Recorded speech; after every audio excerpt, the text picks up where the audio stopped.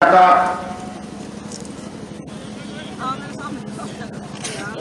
शुक्रिया अदा करता हूं जिन्होंने हमेशा पीस पार्टी के मिशन को आवाम तक पहुंचाया है, लोगों तक पहुंचाया है। साथियों,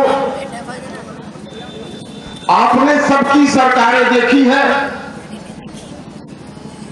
कांग्रेस ने 40 साल तक हुकूमत की है। सेकुलर कहे जाने वाली पार्टी कांग्रेस, उसके जमाने में सबसे ज्यादा दंगे हुए और सेकुलर बनने वाली कांग्रेस ने मुसलमानों के साथ कभी इंसाफ नहीं किया, उनको उनका हक अधिकार नहीं दिया। वोट के बदले दंगे फसाद कराए और मुसलमानों पर जुल्म ही किया। भाजपा सरकार में आई, इन्होंने जिस तरीके से कांग्रेस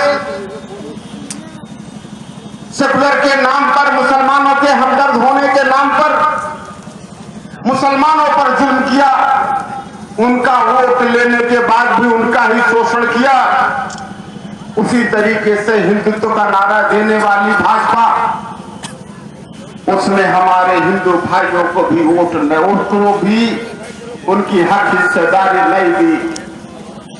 आंकड़े कहते हैं कि जिस तरीके से 25% मुसलमान है, उसकी हिस्सेदारी सरकारी नौकरी में 1% से भी कम है, तालीम में हिस्सेदारी 1% से कम है, रोजगार में हिस्सेदारी 1% से कम है, मगर किसी ने उसे हक इंसाफ नहीं दिया।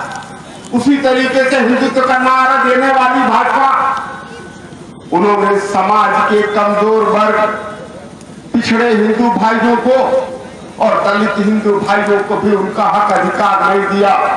पिछड़े भाइयों में चाहे शाक्य सैनी निषाद हो, कश्यप महान मल्ला हो, कहार कुहार लोहार हो, तेली तमोली राजभर चौहान हो, वो पिछड़े को आज तक भी हिस्सेदारी नहीं दी। हिस्सेदारी के साथ ही वोट लेने के वक्त उन्हें हिंदू समझा, हिंदू बताया, हिंदू मुसलमान के नाम पर मुसलमानों को दुश्मन बता करके उन्हें लड़ाने का काम किया। मगर उन्हें आज भी सरकार में आने के बाद कांग्रेस और भाजपा दोनों ने उन्हें नीच बना के रखा, उन्हें बराबरी का अधिकार नहीं दिया, बराबरी का सम्मान नहीं दिया। 38% आबादी है कि पिछड़े समाज की, जो अपने को हिंदू कहते हैं, मगर उनकी शिक्षा में और सरकारी नौकरी में उनकी भी हिस्सेदारी 1% से कम है, 1% से कम है। तो साथियों, जिस तरीके से कांग्रेस सरकार ने मुसलमानों को धोखा दिया है, सेकुलर के नाम पर, मुसलमानों के हमदर्द होने के नाम पर उनसे वोट तो लिया है, मगर उन पर ही जुल्म किया है। उसी तरीके से भाजपा ने हिंदुत्व तब कहती है, हिंदुत्व तब पिछड़ों को बनाती है जब उन्हें वोट लेना होता है, हिंदू दलितों को बनाती है जब उन्हें वोट लेना होता है, मगर उन्हें आज भी अछूत मानती है, उन्हें आज भी हक हिस्सेदारी नहीं देती। आज भी उनके साथ वो पानी पी नहीं सकते, खाना खा नहीं सकते, उनसे सामने बैठ नहीं सकते, शादी ब्याह कर नहीं सकते, बेटी और रोटी का संबंध नहीं रख सकते। फिर किस बात का हिंदू, किस बात का हिंदुत्व और किस बात का सम्मान? साथियों, तो ये सिर्फ धोखा है, चाहे भाजपा ने की हो और चाहे कांग्रेस ने की हो। समाज के कमजोर वर्गों को मजहब के नाम पर, पिछड़े के नाम पर, दलित के नाम पर वोट लेते वक्त इन्हें हिंदू का हितैषी, पिछड़ों का हितैषी, दलितों का हितैषी कहती है, मगर सरकार बनने के बाद इन्हें नीच समझती है, इन्हें अछूत समझती है।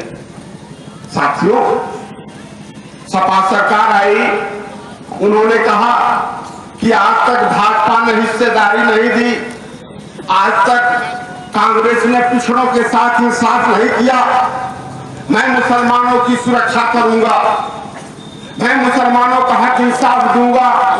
उन्होंने 2012 में कहा कि मुसलमान इस बार हमें तुम्हें हम 18% आरक्षण देंगे। जितने बेकसूर मुसलमान जेलों में बंद हैं उन्हें हम छोड़ देंगे। मुसलमानों को शिक्षा में, मुसलमानों को नौकरियों में उनकी हिस्सेदारी देंगे, तरक्की में हिस्सेदारी देंगे, उन्हें बराबरी का हिस्सेदारी देंगे। साथियों, क्या मिला? मैंने विधानसभा में पूछा, मैं खलीलाबाद के अवाम का शुक्रगुजार हूं कि उन्होंने हमें, खलीलाबाद के अवाम ने हमें विधानसभा में जिता करके भेजा। हमने विधानसभा में सरकार से सवाल किया कि क्या सरकार जो वादा किया था, समाजवादी सरकार ने अपने एजेंडे में रखा था कि मुसलमानों को आरक्षण देंगे 18%, क्या समाजवादी सरकार मुसलमानों को 18% आरक्षण देगी?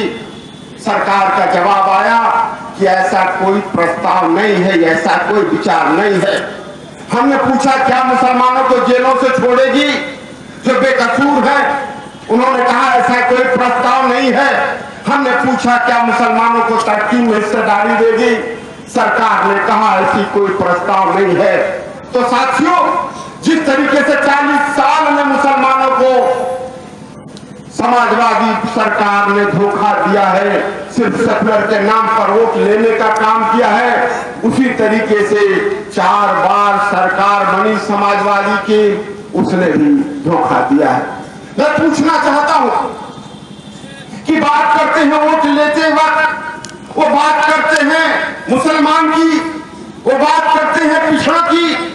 उन्होंने ये भी वादा किया था कि हमारे पिछड़े हिंदू भाई, हम 17 जातियों को, हम सरकार आएगी तो उन्हें दलित का आरक्षण देंगे।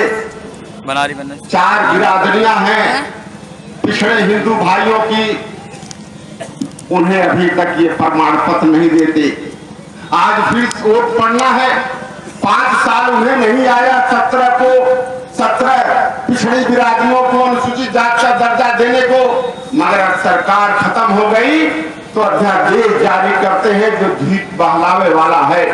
साथियों, अभी चुनाव आ गया, फिर तरीके का एक नया ढोंग लाएंगे।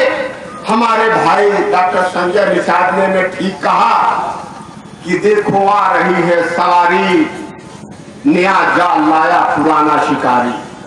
तो फिर एक नया जाल लाएंगे आपको फंसाने के लिए, क्योंकि कभी इंसाफ नहीं दिया है, मगर फिर वही बात करेंगे। बसपा आई, उन्होंने कहा कि मुसलमानों, उन्होंने नारा दिया दलित मुसलमान करो विचार, कब तक सहोगे अत्याचार। वो कहती है कि हम गठबंधन करना चाहते हैं, दलित मुसलमानों का गठबंधन नहीं करना चाहती है, बल्कि मुसलमानों को गुलाम बनाना चाहती है। दलित को, चमार भाइयों को, जाटो भाइयों को हुक्मरान बनाना चाहती है और 25% मुसलमान को गुलाम बनाना चाहती। जो भी जीत करके जाएगा वो मायावती जिंदाबाद कहेगा, मायावती की सरकार बनाएगी। बता दे मायावती जी, बसपा बता दे कि 4 बार सरकार में रही और कौन सा एक भी काम किया है जिससे मुसलमानों का विकास हो, जिससे निषाद का विकास हो, जिससे कश्यप का विकास हो, जिसमें झीमर का विकास हो, किसी का विकास हो। एक भी काम पूछ लो, उनसे पूछो कि क्या काम किया है। समाजवादियों से पूछो कि मुसलमानों के विकास के लिए क्या काम किया है, अति पिछड़ों के विकास के लिए काम करता है। मगर सत्ता में आते हैं तो उन्हें यादव नजर आता है। बसपा सत्ता में आती है तो उन्हें जाटो या चमार भाई याद आता है, मगर चुनाव के वक्त उन्हें मुसलमान आते हैं, दलित मुसलमान की गठजोड़ का नारा देती है। मैं उन्हें आज चैलेंज करता हूं कि सही माने में अगर गठबंधन करना चाहती है, गठजोड़ करना चाहती है तो समझौता कर ले, नेताओं में गठजोड़ हो, पार्टियों में गठजोड़ हो, वोट देने लेने में गठजोड़ हो, सरकार बनाने में गठजोड़ हो, सरकार चलाने में गठजोड़ हो और मुसलमान दलितों के साथ मुसलमानों की तरक्की में गठजोड़ हो, मुसलमानों को नौकरी देने में गठजोड़ हो, पिछड़ों को नौकरी देने में गठजोड़ हो। ये गठजोड़ है, मगर वो गठजोड़ जोड़ के नाम पर मुसलमान को गुलाम बनाना चाहती है। ये अब नहीं चलेगा। 2012 में हमने कहा था कि ऐ मुसलमान भाइयों, ऐ कमजोर वर्ग के लोगों, ऐ पिछड़े वर्ग के लोगों, ऐ दलित वर्ग के लोगों, आज तक 70 साल में जिसको अभी तक इंसाफ नहीं मिला है, जिस कमजोर वर्ग को अभी तक अन्याय हुआ है, जिसको हक हिस्सेदारी नहीं मिली है, आपने सोनिया जी पर भरोसा किया, आपने मुलायम सिंह पर कई बार भरोसा किया, आपने मायावती जी पर कई बार भरोसा किया, आपने सब पर भरोसा कर लिए। एक बार अपने खून पे भरोसा कर लीजिए, एक बार अपने भाई पर भरोसा कर लीजिए। अगर आपने 2012 में भरोसा कर लिया होता, अगर हर विधानसभा से अगर सिर्फ 5 से 10,000 वोट और दे दिया होता तो सिर्फ 4 विधायक नहीं जीतते। सिर्फ 5 से 10,000 वोट से 40 से 45 सीटें पीस पार्टी हार गई, और 40 से 45 सीटें अगर आपने 5 से 10,000 वोट हर विधानसभा से दे दिया होता तो 50 सीट पीस पार्टी की होती, और पीस पार्टी की 50 सीट होती तो आज 2012 में उत्तर प्रदेश में 1/3 सरकार मुसलमानों की होती। फिर मुजफ्फरनगर में हमारी बेटियों की, बहनों की कोई इज्जत नहीं लूट सकता था, कोई कत्ल नहीं कर सकता था, उनको बेघर नहीं कर सकता था। फिर डॉक्टर अयूब को पूरे उत्तर प्रदेश में किसी मुसलमान को लिए सोच लगाने की जरूरत नहीं पड़ती। जिस तरीके से आज अधिकारी कर्मचारी आज यादव जी से डरते हैं, अखिलेश जी से डरते हैं, मुलायम सिंह से डरते हैं, वही उत्तर प्रदेश के सारे मुसलमानों से डरते, और उनको हिस्सेदारी उसी तरीके से मिलती जिस तरीके से चमार भाइयों को हिस्सेदारी मिलती है, जिस तरीके से यादव भाइयों को हिस्सेदारी मिलती है। साथियों, क्या फर्क पड़ता है? 73 मुसलमान विधायक हैं आज विधानसभा में। इतने विधायक जब से ये देश आजाद हुआ है उत्तर प्रदेश में इतने भी विधायक नहीं हुए। 43 मुसलमान विधायक सिर्फ समाजवादी पार्टी के हैं, उसके आधे भी यादव विधायक नहीं। जितने मंत्री मुसलमान हैं उतने आधे भी मुसलमान यादव मंत्री नहीं है। मगर जितना ये 2012 से 2014 में समाजवादी सरकार ने, अखिलेश की सरकार ने जितना दंगे के नाम पर मुसलमानों को जेलों में बंद किया, उनको कत्ल किया है, बेघर किया है, जितना जलाया है, मारा है, पूरे उत्तर प्रदेश में ही नहीं कि पूरे गुजरात में मोदी की सरकार ने इतना जुल्म नहीं किया था जितना ये अखिलेश की सरकार ने किया है। साथियों, क्या आप फैसला कर लो कि क्या मुसलमान इन्हें वोट न दिया होता तो क्या समाजवादी की सरकार बनती? मैं दावे के साथ आज कह सकता हूं कि अगर 100 वोट समाजवादी पार्टी को मिला है तो 50 वोट उसमें मुसलमान का है, 25 वोट उसमें यादव का नहीं है। फिर आपको क्या फर्क पड़ता है?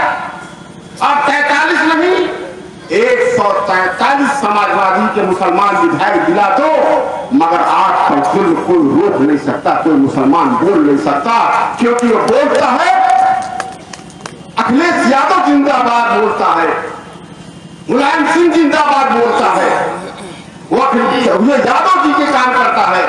और इसका सबूत है कि अखिलेश की सरकार बनी, वोट लेते वक्त उन्होंने कहा था कि मुसलमान को आरक्षण देंगे। क्या उन्होंने कहा था कि यादव को आरक्षण देंगे? उन्होंने कहा था बेकसूर मुसलमानों को जेलों से छोड़ोगे? क्या उन्होंने कहा था कि यादव को छोड़ेंगे? क्या उन्होंने कहा था कि मुसलमानों को तरक्की देंगे? क्या उन्होंने बोला था कि यादव को तरक्की देंगे? वोट लिया मुसलमान का, मगर सरकार बनी तो चाहे टीसीएस का चुनाव हो, चाहे दरोगा की भर्ती हो, सिपाही की भर्ती हो, लेखपाल की भर्ती हो, टीचर की भर्ती हो, 50% से ज्यादा यादव जी भरे जा रहे हैं। मुसलमान कहां है? उन्होंने कहा था कि मुसलमान बेकसूर जो है उन्हें जेलों से छोड़ेंगे। सरकार बन गई तो सारे गुंडा मवाली अपराधी जितने यादव थी वो सब छोड़े गए। जितने थाने हैं जहां मुसलमान बाहुल्य है, जहां ज्यादा धर्म इकट्ठा करते हैं, आधे से ज्यादा यादव जी थाने की अध्यक्ष है, थाना इंचार्ज है, कहीं मुसलमान दिखता है। साथियों, मगर सिर्फ 5 से 10 हजार वोट अगर आप दे दिए होते तो आज तस्वीर बदल गई होती। उससे लोगों ने कहा कि भरोसा नहीं है कि पीस पार्टी अकेले जीत पाएगी, मुसलमान अकेले जीत पाएगा। मैं दावा करता हूं इस बात का, अगर किसी को गलतफहमी है हम लोग बैठेंगे तो बात कर लेगा। कम से कम 150 सीटें ऐसी है कि एक भी वोट दूसरा कोई न दे, मुसलमान सिर्फ अपने वोट से जीत सकता है। 150 सीटें ऐसी है। मगर कोई भी आदमी हमें बता दे कि उत्तर प्रदेश की एक भी सीट कोई है कि चमार या जाटो भाई अपने वोट से जिता दे। एक भी सीट कौन सी विधानसभा का है कि यादव भाई सिर्फ अपने वोट से जिता दे। एक भी ऐसी सीट नहीं है उत्तर प्रदेश में। मैं आज दावे के साथ कहता हूं आप लोगों के सामने कि जो कौम है जो 150 सीट अपने वोट से जीत ले, वो 70 साल से गुलामों की जिंदगी जिए। आज जो कौम जिसकी औकात एक सीट जीतने की नहीं है वो हुकूमत करे, ये बात मेरे समझ में नहीं आता।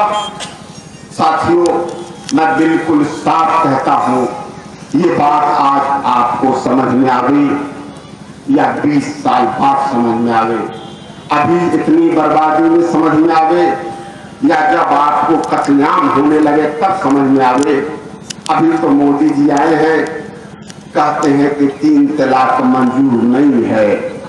मजहब के नाम पर मुसलमान बेटियों के साथ नाइंसाफी नहीं हो सकता।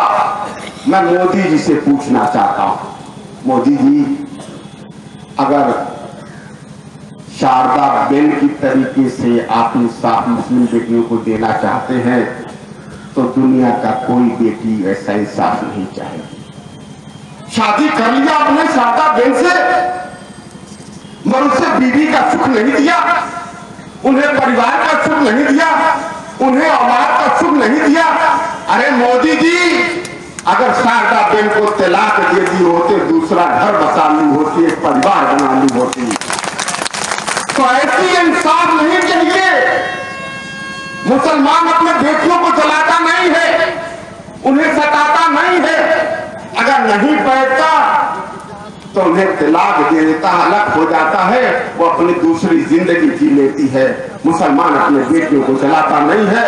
तो मोदी जी एक कहते हैं कि मोदी जी ये कहते हैं कि साहब आप इंसाफ देने की, हमें अगर बेटियों की फिक्र है, मुसलमान बेटियों को इंसाफ देने की फिक्र है, तो दलित मुसलमानों को आरक्षण नहीं है। मजहब के नाम पर चाहे धोबी हमारा दलित मुसलमान है, चाहे हमारा हलालखोर मुसलमान है, चाहे नट मुसलमान है, कलाबाज मुसलमान है, बहेलिया मुसलमान है, ये दलित है, मगर मजहब के नाम पर इनके साथ नाइंसाफी हो रही है। आप 1-2 बेटियों की बात कर रहे हो, लाखों बेटियों के साथ